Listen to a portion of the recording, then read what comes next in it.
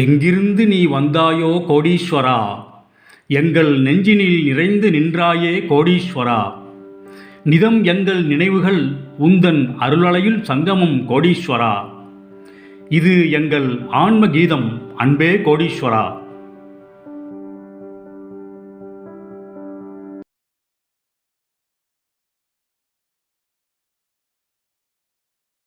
கோடீஸ்வராய நமக. வணக்கம்.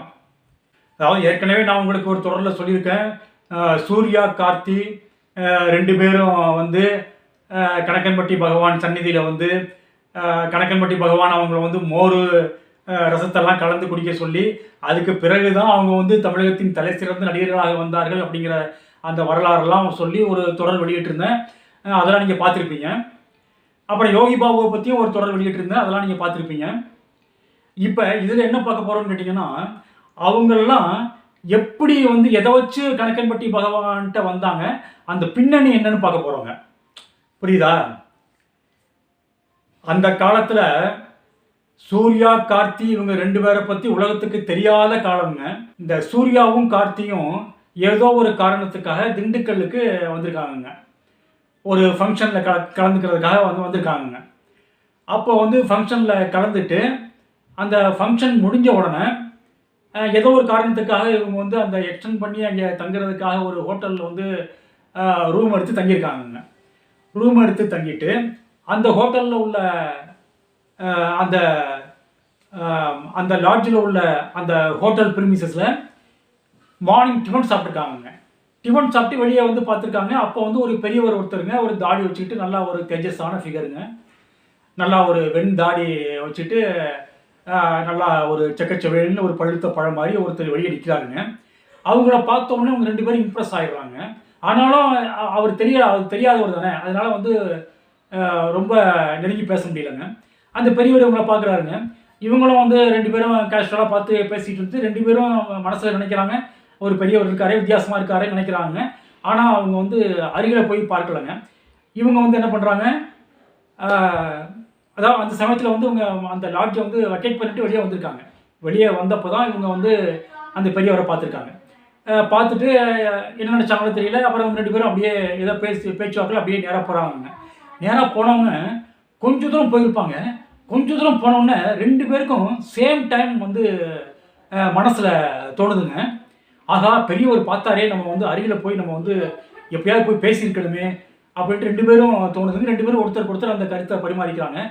சரி நம்ம இப்போ போய் பார்ப்போம் அப்படின்ட்டு போய் பார்க்குறாங்க. அந்த பெரியவர் வந்து அவங்களுக்குன்னே நிற்கிற மாதிரி நின்றுட்டு இருக்காருங்க. எப்படி ஒரு 20 நிமிஷம் ஆச்சுங்க. அதாவது இவங்க வந்து ஹோட்டலை வந்து அந்த ரூமை வெக்கேட் பண்ணிவிட்டு அந்த பெரியவரை பார்த்துட்டு இவங்க குறிப்பிட்ட தூரம் போயிட்டு திரும்பி வர்றதுக்கு எப்படி ஒரு 20 நிமிஷம் ஆச்சுங்க. 20 நிமிஷம் வரலையும் அந்த பெரியவர் எங்கே இவங்களை பார்த்தாரோ அதே இடத்துல அப்படியே நின்றுருக்காருங்க. இவங்க ரெண்டு பேரும் ஓடோடி வந்து அந்த பெரியவர்கிட்ட அப்படியே வந்து பேச போகிறாங்க. அதுக்குள்ள இந்த பெரியவரே சொல்கிறாரு, தம்பிங்களா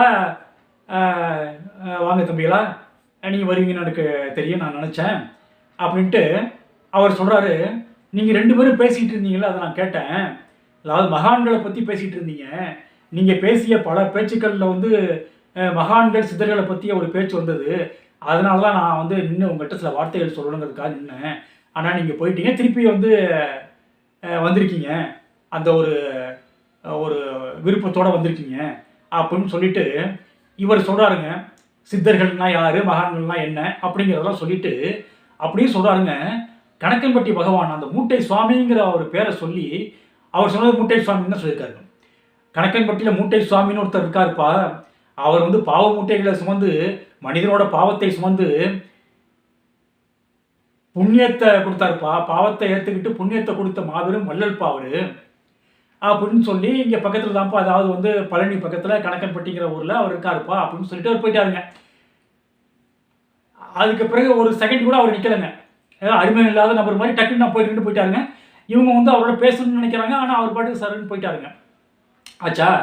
அப்புறம் அடுத்த வாரம் இவங்க வந்து அதாவது சென்னையெல்லாம் போயிட்டு அதுக்கு அடுத்த வாரம் இவங்க வந்து கணக்கன்பட்டி பகவானை பார்த்துருக்காங்க. அப்போ தான் நடந்த கதையெல்லாம் அவங்களுக்கு ஏற்கனவே சொல்லியிருக்கேன். அதாவது வந்து இவங்க ரெண்டு பேரையும் வேலை பார்க்க சொன்னது, அப்புறம் வந்து மோரையும் ரசத்தையும் கலந்து குடிக்க சொன்னது. அதுக்கப்புறம் அவங்க வந்து ஊர் பேர் தெரியாத, அதாவது சிவகுமார் பையனாக இருந்தாலும் வந்து வெளி உலகத்துக்கு தெரியாமல் இருந்ததுங்க. அதுக்கு பிறகு தான் கணக்கம்பட்டி பகவானை அவங்க தரிசனம் பண்ண பிறகு தான் வெளி உலகத்திற்கு இவர்கள் யாருன்னு தெரிஞ்சு நடிகராக வந்து குறுகிய காலத்தில் நடிகராக வந்து ஒரு தலை சிறந்த இடத்துக்கு போக முடியுதுங்க. அது ஒரு ஸ்டோரியா. அதே மாதிரிங்க அந்த தமிழகத்தின் தலை சிறந்த நகைச்சுவை நடிகர் யோகி பாபு இருக்கார் பாருங்க, அவரு கதையும் ஒரு வித்தியாசமான கதைங்க. இதே மாதிரி தாங்க அன்எக்ஸ்பெக்டடாக அவர் வந்து சென்னையில் வந்து போயிட்டு இருந்தப்ப எப்பயோ சந்தித்த ஒரு நபருங்க. அதாவது ஒரு 15-20 வருஷங்களுக்கு முன்னால் சந்தித்த ஒரு நபருங்க. அவர் வந்து ஒரு ஃப்ரெண்டுன்னு கூட சொல்ல முடியாதுங்க. ஏதோ ஒரு காரணத்தினால சந்தித்து பேசிகிட்டு இருந்தாங்க. அவர் இவரை பார்த்தோன்னே ஓடி வர்றாருங்க. ஓடி வந்து எதுக்காக ஓடி வர்றாரு என்னன்னு தெரியலங்க. பார்த்தோன்னே அவர் பேசுகிறாருங்க. சார் அன்றைக்கி நீங்கள் பார்த்தீங்களா, உங்களோட முகத்தெல்லாம் நான் பார்த்தேன், எனக்கு வந்து அது ஒரு வித்தியாசமாக இருந்தது அப்படின்ட்டு பேசிகிட்டு இருந்தவர் பாருங்கள், சம்மந்தமே இல்லாமல் ஏதோ ஒரு டாபிக் வருதுங்க மகான்களை பற்றி. அப்போ இவர் சொல்கிறாருங்க, என்ன சொல்கிறாருன்னு கேட்டிங்கன்னா வந்து கணக்கன்பட்டியில் வந்து, அதாவது பழனி பக்கத்தில் கணக்கன்பட்டின்ட்டு ஒரு ஊர் இருக்குங்க. அந்த ஊரில் உள்ள கணக்கன்பட்டி மகான் மூட்டை சாமின்னு மக்கள் செல்லமாக கூப்பிடுவாங்க அப்படின்னு சொல்லி மூட்டை பகவானோட அந்த அந்த வரலாறு, அந்த பொக்கிஷமான அனுபவங்கள், இவருக்கு நேர்ந்த அனுபவங்கள் அதெல்லாம் விளக்கி சொல்கிறாருங்க. விளக்கி சொல்லிட்டு நீங்களும் ஒரு ட்ரிப்பு போயிட்டு வாங்க அப்படின்னு சொல்லிட்டு அவ்வளோதாங்க. அவர் கான்வர்சேஷனை கட் பண்ணிட்டு போயிட்டாருங்க. உடனே அவர் கணக்கன்பட்டி பகவானை போய், அதாவது கணக்கன்பட்டி அப்போ வந்து கணக்கன்பட்டி பகவான் வந்து பௌதீக உடலில் இல்லைங்க, புரியுதா? அதாவது சூர்யாவும் கார்த்தியும் பார்த்தப்ப கணக்கன்பட்டி பகவான் வந்து பௌதீக உடலில் இருந்தாருங்க, நேரடியாக பார்த்துருக்காங்க. இப்போ வந்து யோகி பாபு வந்து இந்த யோகி பாபுவுக்கு இந்த சம்பவம் நடந்தப்ப அவர் சென்னையில் போனப்போ அந்த எப்போயோ பார்த்த ஒருத்தர் வந்து அவர் திருப்பி பார்த்தப்போ வந்து என்னன்னு கேட்டிங்கன்னா, அப்போ வந்து கணக்கன்பட்டி பகவான் வந்து பிரபஞ்ச ஐக்கியமாயிட்டாருங்க. அதுக்கப்புறம் தான் அவர் யோகி பாபு போய் கணக்கன்பட்டி பகவானை தரிசனம் பண்ணியிருக்காருங்க. நம்ம அருளாளர் கணக்கன்பட்டியில் முட்டை பகவானோட நெருங்கிய அருளாளர் மோகன் ஐயா மற்றவங்கெல்லாம் அவங்கள யோகி பாபுவை வரவேற்றிருக்காங்க. காணும் இடமெல்லாம் காட்சி தந்தேனே, கதிரவன் முகமாய் ஒளிருகின்றாய். காணும் இடமெல்லாம் காட்சி தந்தேனே, கதிரவன் முகமாய் ஒளிருகின்றாய். கல்லிலும் நீயே, சொல்லிலும் நீயே, கனிவுடன் நாளும் அருளுகின்றாய். கல்லிலும் நீயே, சொல்லிலும் நீயே, கனிவுடன் நாளும் அருளுகின்றாய்.